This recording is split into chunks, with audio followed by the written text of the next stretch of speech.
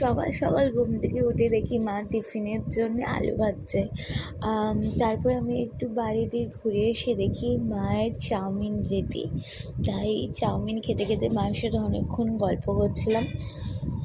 দেখতেই পাচ্ছ আজকে কোথাও বাইরে যাওয়ার নেই। এই মা জিজ্ঞাসা করছিল আজকে আবার বাইরে বেরোবি নাকি? আমি বললাম না, আজকে আমি বাড়িতেই আছি। এই খেতে খেতে বকছি, তারপরে ভাবলাম চাউমিনটা একটু সস দিয়ে খেলে আর একটু ভালো লাগে। তাই মায়ের থেকে একটু সস চেয়ে নিয়ে আবার পুরো চাউমিনটাকে শেষ করলাম।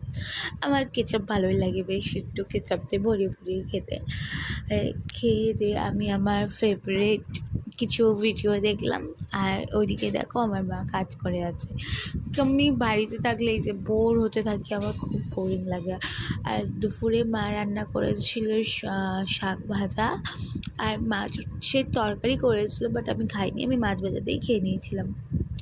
এই সন্ধ্যের সময় বাড়িতে অনেক লোক এসেছিল, মানে দিদা মা যেহেতু চলে যাবে বাড়ি, দিদা মাসি ভাই সবাই এসেছিলো বলে মা বললো চাউমিন নিয়ে আয়।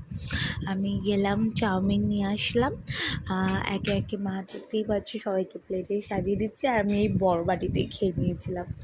তারপর রাতে দিদা আমাকে ট্রিট দিয়েছিল। দিদা বললো কী খাবি? আনলাম দিদার কাছ থেকে এই মাটন বিরিয়ানিটা খেয়ে নিলাম।